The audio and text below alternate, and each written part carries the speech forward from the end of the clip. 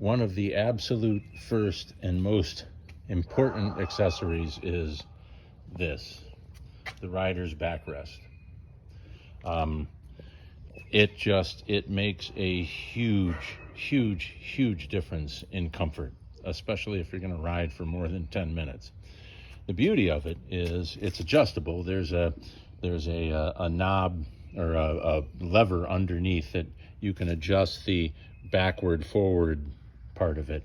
But when your passenger is getting on, it's spring loaded. So you pull it down, passenger gets on, everybody fits right in there, and you have support. Your rider has plenty of support, and it is like the best. This is like this was critical to me. I had to have that. I've had it on all of my Harleys up till now, and my back thanks me daily. The other thing that I wanted to talk to you about is highway pegs. So I have my highway pegs, and I've had this same set on since 1998. I just keep moving them bike to bike.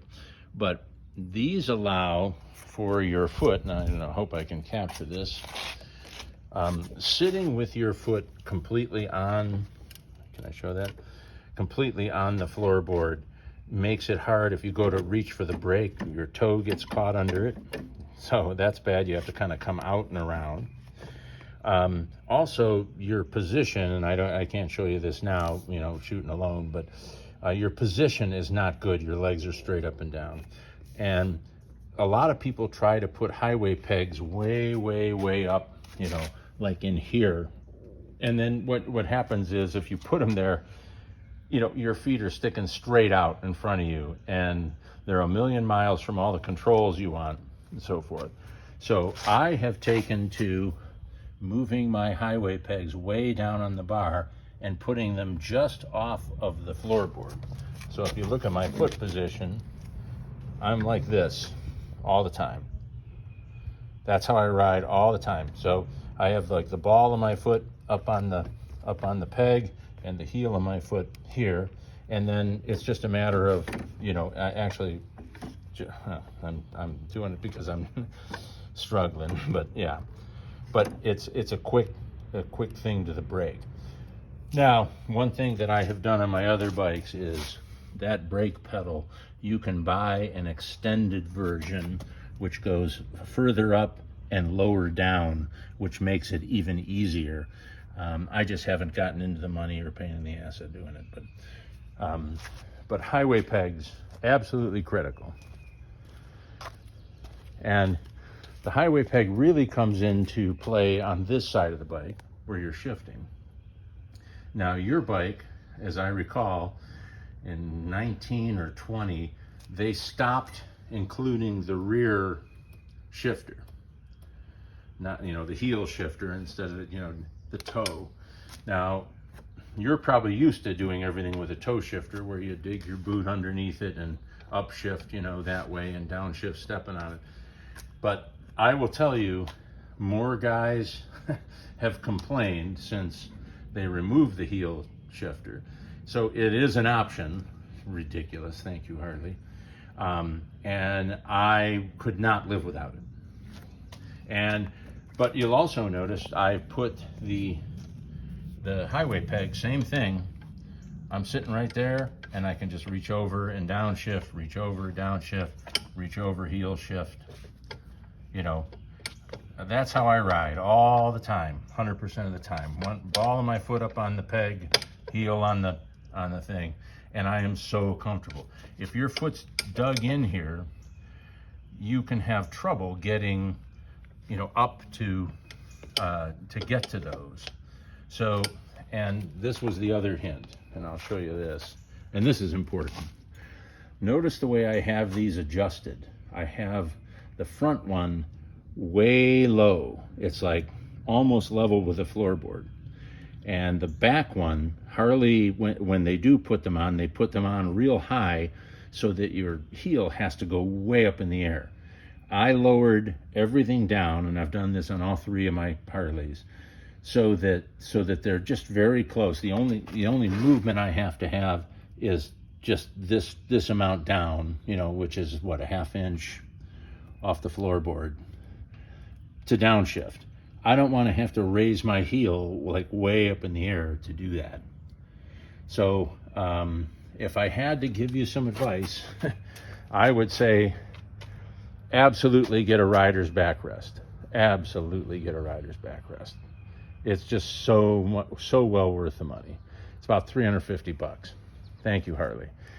Add the heel shifter, and then add some highway pegs, and make sure that you let them know when you're speccing those highway pegs that you don't want them way up here, you know, on the top of the thing, you know, where your feet are like way out in front of you. You want them down almost even with your floorboard, so your foot can sit right in there.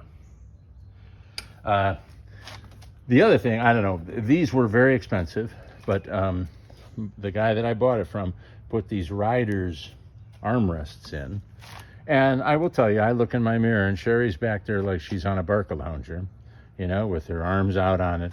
They adjust. Hey man, let me get far enough away. They adjust. They can go back and they can go forward, right? And then when you're not using them with a passenger, they can tuck away. And they actually have a little compartment underneath them. But I don't know. I don't know that I would have ponied up the cash for these. I think they're like $500. But this guy did it. He also put that luggage rack on the back. That will only come into play when I have to go a longer distance.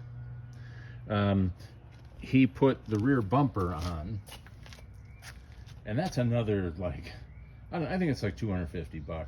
I suppose it's worth it. I haven't backed into anything as of this point, so I don't know that I absolutely require it.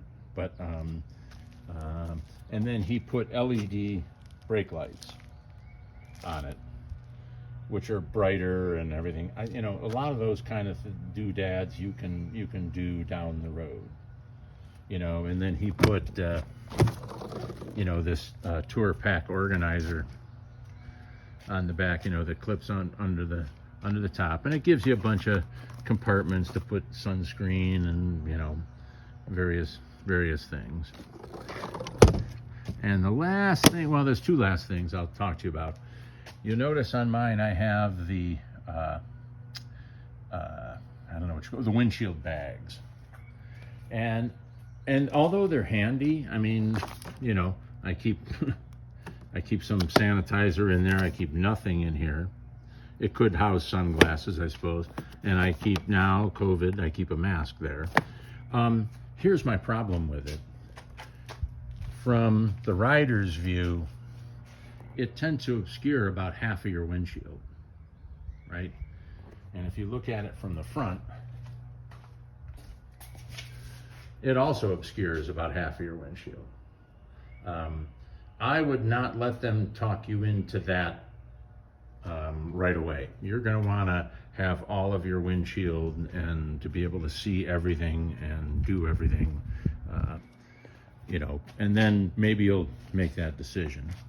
The only modification that I'm going to make to this bike, and again, I made this on all my other bikes, is Harley, God love them, cannot build handlebars to suit anyone. I don't know who they have for test models or whatever, but these were some aftermarket. These aren't aftermarket. These are HD bars. These are HD reach bars. But you see how far they come back to you? Well, I'll show you something that's very trike specific. Let me get on here. Okay. Hopefully I can get far enough away to show you this. So when my hand is here on this grip, you'll notice my wrist angle is in. My wrist angle wants to be like this, like straight out. That's, if you just hold your hands in front of you and say, where do I want to be? That's where I want to be. But it's all the way over here, and and my wrist is cocked. My elbow is in towards my body.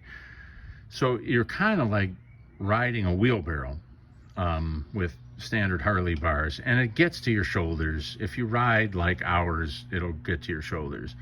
So the handlebars that I plan on putting on are the Chromeworks 2+2s. But what they do is they raise the handlebars up 2 inches, and they come out 2 inches closer to you. But here's the real key. This angle here that gives you the wheelbarrow feel, it gets pushed out like this, and they become infinitely more comfortable. I don't think you need to do that instantly. And I also hate the Harley grips. They're a snore. There's some really great grips out there. So I'm going to change handlebars on this. That's the only modification. I did put my old pipes on it because I wanted it to sound like a Harley. Sorry. But I'm not doing stage 1 intakes and tunes, and you know, I'm just not going to that level of issue.